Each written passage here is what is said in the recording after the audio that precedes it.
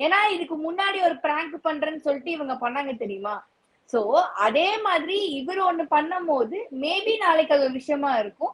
ஆனா எனக்கு பொறுத்த வரைக்கும் சாண்ட்ரா வந்து தனியா விளையாடுனது எனக்கு ரொம்ப பிடிச்சிருந்தது. ஒரு கட்ஸ் எடுத்து வா எவனா இருந்தாலும் வாங்க நான் பண்றேன் அப்படின்னு பண்ணதா இருக்கட்டும்.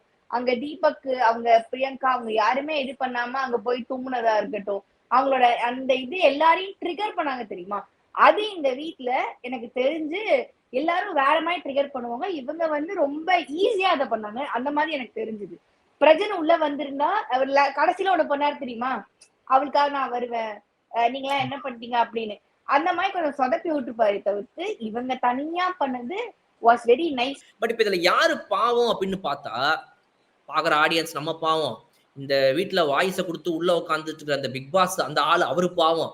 இந்த ஷோல வந்து டைரக்ஷன் டீம்ல அங்க உட்கார்ந்துட்டு இருக்கிற அந்த க்ரூல இருக்கிறவன் அந்த ஒரு 30, 35 பேர் அவனுங்க பாவம்.